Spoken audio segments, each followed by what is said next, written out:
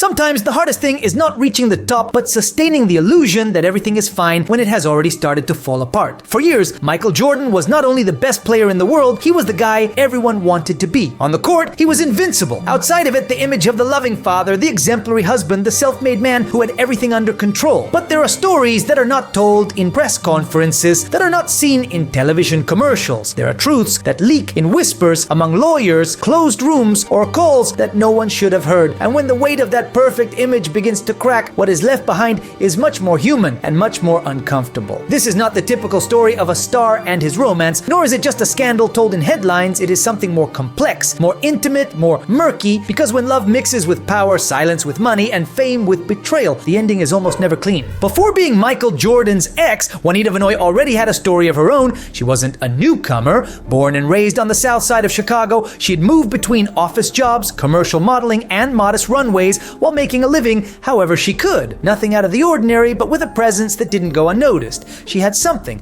confidence, style, a steady gaze without the need to raise her voice. Michael, for his part, was just beginning to write the prologue of his legend. Year 84, his first year with the Bulls, he wasn't yet the global demigod he would become, but his sharpness was already showing. He was 21 years old and had an aura that started to stand out every time he walked into a restaurant, a club, or a locker room. They met one night at Bennigan's, a chain bar where Bulls players often went after games. A mutual friend introduced them. Nothing planned, no cameras, no first lady of basketball, just a conversation between a guy hungry for glory and a woman who had no time for nonsense. And here's the detail. Juanita didn't throw herself at him. She didn't flatter him, didn't act like a star. She wasn't a groupie. She was a mirror, someone who didn't buy the hype. And for someone like Jordan, used to everyone bowing down to him, that was like a hook to the chin. He liked it a lot. They started seeing each other in secret. First phone calls, then dinners, and then something more. What seemed like a casual game of seduction became something more serious, more intimate. She knew his world but didn't live for it. He wanted her close but didn't know how to deal with someone who didn't celebrate everything he did. Because Juanita wasn't part of the scenery. She had a voice. She had determination.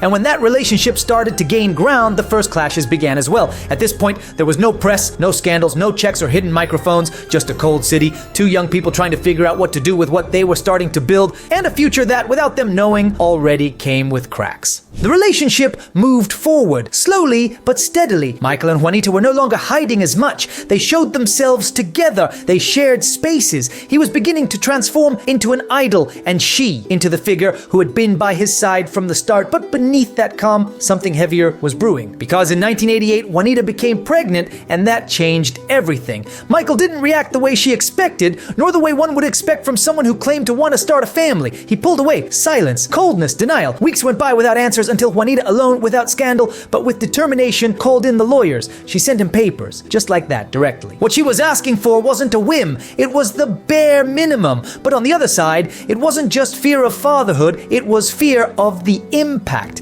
In the 80s, a child out of wedlock could blow up a career, especially if you were in the middle of building an empire. Michael wasn't just a rising star, he was the face of million-dollar contracts, advertising campaigns, an image designed down to the last detail. Every gesture was part of the business, and an unplanned pregnancy was a threat to all of that. Jordan didn't want photos, he didn't want articles, he didn't want public confirmation. No name, no date, nothing. That it didn't exist, that it didn't stain the picture-perfect postcard. But Juanita wasn't about to put up with mistreatment. She went to court and asked for the basics. Recognition, not money, not fame. Just that this baby, Jeffrey Jordan, had a father who took responsibility. The scandal was looming, but the public relations machine moved quickly. Jordan's circle begged the media not to leak anything until he could fix things. In private, they pleaded. In public, total silence. And in the meantime, the clock was ticking. Juanita, pregnant, alone. Michael, signing contracts, shielding his image, playing the untouchable. A brutal contrast, and the first clear sign of how they were going to handle their differences. He with silence and control, she with firmness and strategy. Because no matter how much of a millionaire you are, if you don't take responsibility, sooner or later someone will make you. In September 1989, Michael Jordan and Juanita Vinoy got married in Las Vegas. It was sudden, without warning, without romantic statements, without a magazine cover, just a rumor that became reality when someone saw them leaving the little white chapel, that temple of express weddings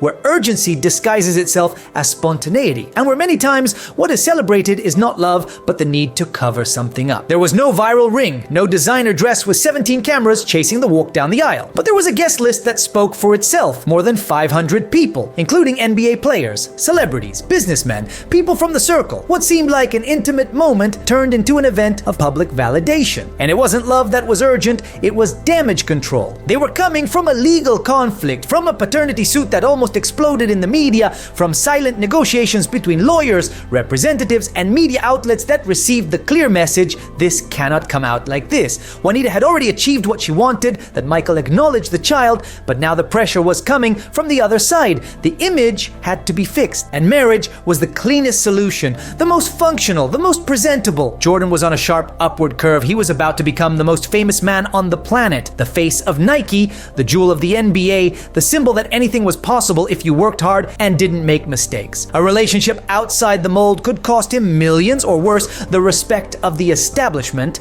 And so, the wedding wasn't the culmination of a love story. It was a defensive move, a signature to close the chapter, to set things in place before they completely fell apart. The implicit contract was clear. Juanita agreed to officially enter the Jordan world with all the lights and shadows that implied. And Michael, in return, got rid of a scandal that threatened to leak everywhere. Legally, they were husband and wife. Strategically, they were an alliance. Outside, the cameras applauded the union, happy headlines, framed photos, committed smiles, but inside, no one really knew what was actually being signed, nor with what intention, nor for how long. Because one thing is marrying for love, and a very different one is marrying to keep the house of cards from collapsing. Once the marriage was sealed, the image machine went into automatic mode. Michael Jordan was the new American symbol. Successful, competitive, disciplined, and now also family man. The press showed him smiling with his wife and children in commercials, in interviews at award shows. Everything seemed to be in its place, ordered, under control. But in that picture-perfect scene, there was someone who barely moved. Juanita. Always well-dressed, always discreet, always there, but without a voice. As if her function were to keep the set in place without altering the main show, and that was no coincidence. Juanita chose to stay on the sidelines, not because she didn't have an opinion, but because she quickly understood that world wasn't hers, that her role was different, raising the children, taking care of the house,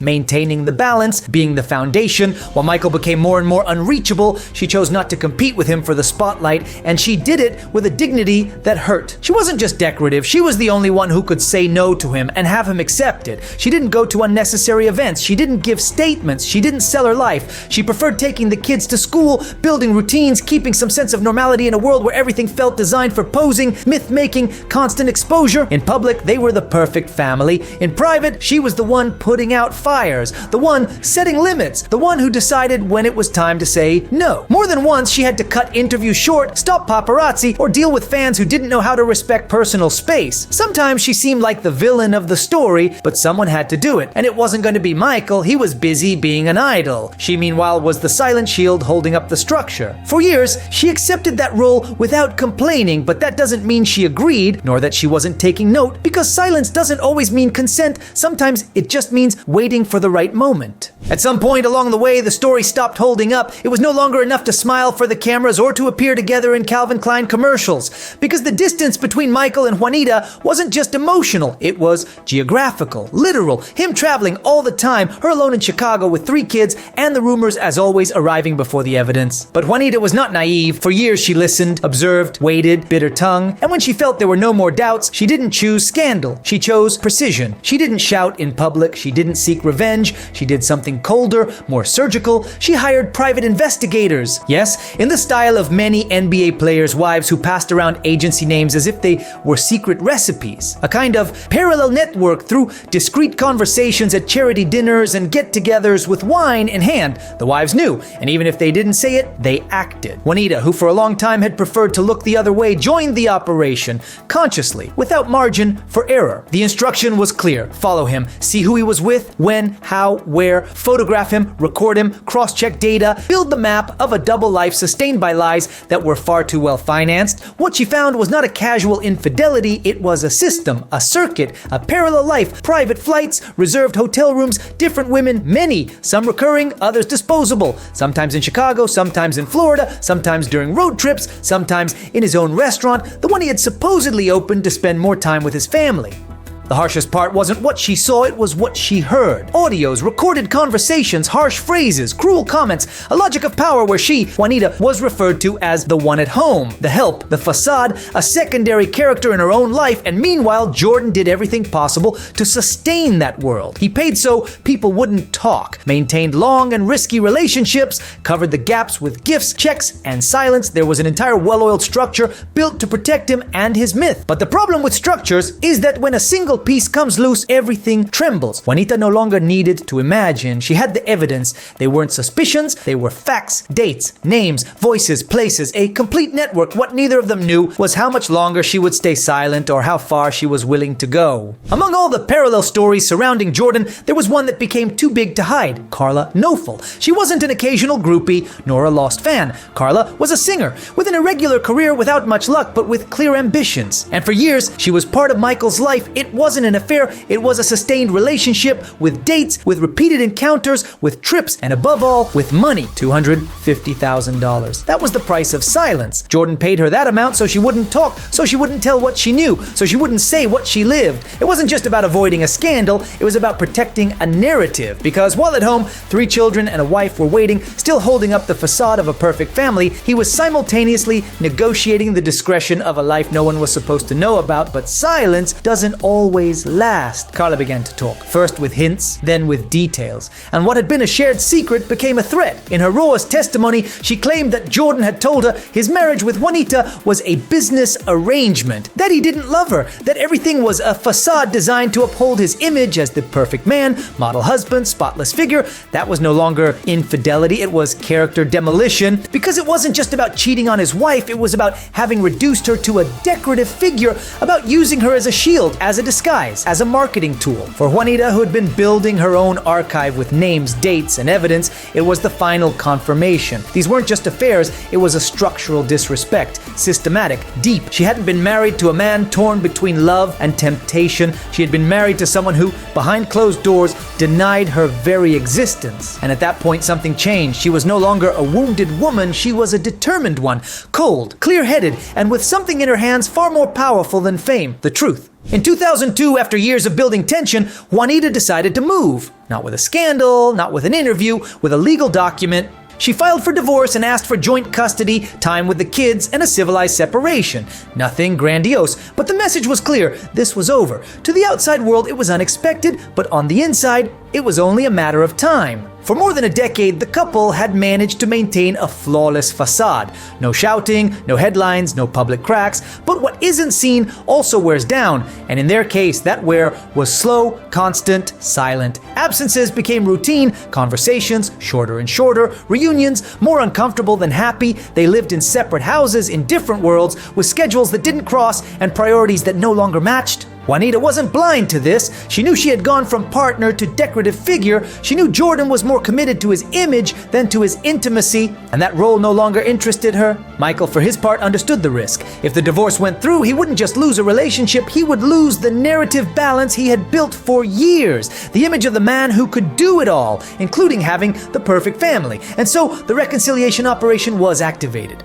They talked, they negotiated, they patched up the superficial. Juanita withdrew the lawsuit. In less than a month, the media storm that never quite exploded was put on hold. To the outside world, the Jordan family remained united. The myth intact, but inside nothing was left. What followed wasn't reconciliation, it was postponement, a truce without affection, a forced pause to avoid the collapse of something that, in practice, was already dissolved. They shared decisions about the kids, social commitments, public appearances, but the real connection no longer existed. And what wasn't resolved then, what was covered up with formal gestures, came back stronger 4 years later. In 2006, Juanita signed the papers again, this time with no room for doubt, no media pressure, no drama. It was no longer a warning, it was a firm decision, private, strategic, final, and Jordan, who had won at everything his entire life, understood that this time he had no way to defend himself. Because this wasn't about a defeat, it was about something harder to accept, that in private he never knew how to play this game.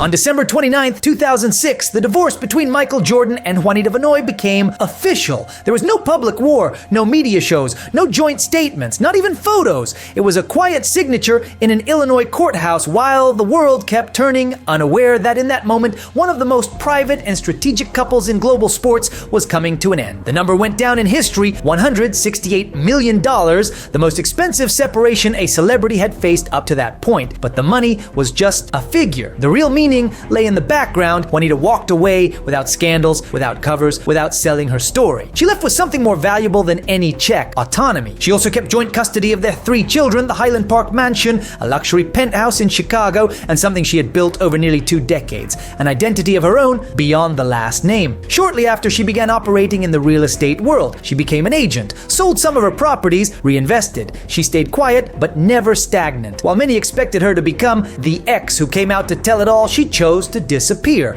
Not because she had nothing to say, but because she didn't need to. She declined interviews, turned down a multi-million-dollar reality show. She lived the most media-intense process of her life the same way she had lived the previous ones, with elegance, with distance, and with absolute control over her version of events. Michael, for his part, also moved on. In 2013, he married Cuban model Yvette Prieto in a Palm Beach wedding that cost more than $10 million. He had twin daughters and consolidated his empire as a businessman, majority owner of the Charlotte Hornets, Nike icon, billionaire on Forbes. But in private, something was different. No one else had been there when he was nobody. No one else knew him when he had no rings, no brand, no legacy. Juanita was the only one who stood by him from the beginning. From Bennigan's to the United Center, from the ambitious kid of '84 to the icon of the 21st century. They never spoke badly of each other. There were never public reproaches. They didn't throw veiled digs, and that, coming from the most competitive athlete of all time, also says something. After the divorce, their paths never crossed again. Each went on with their lives. Each built a new world with new rules, far from that joint narrative they had sustained for years. But there is one thing no one can deny. Juanita was there when it all started. She was witness and foundation, and although history books don't mention her as often as Scottie, Phil, or Nike, without her, that empire might not have had a base. And Jordan, who conquered the world with a ball, had to accept that not every game is played with clear rules. Some, like this one, simply end. Throughout his career, Michael Jordan was invincible. He carried entire teams, turned losses into fuel, and transformed his last name into an industry. He won rings, contracts, respect, and fear. But in his personal life, the game was different. There was no scoreboard, no rules, no clear ending, and there he lost. Juanita never raised her voice. She didn't give interviews. She didn't write a book. She played her game in silence while the other believed himself untouchable. And when the moment came, she didn't expose him. She left him exposed, because true power doesn't always shout. Sometimes it tiptoes, waits for the right moment, and leaves without looking back, not out of resentment, but because it has already understood everything. Jordan lost more than money. He lost the only person who knew him without rings, without Nike, without a statue, the only one who never had to fear him to gain respect, the one who wasn't impressed, the one who saw him fully and still chose to leave. And since then, he has never had someone like that close again. Perhaps that is why to this day he still doesn't talk about it, and some victories don't either. Drop your thoughts in the comment section. This was Hoop Secrets, and I'll see you next time.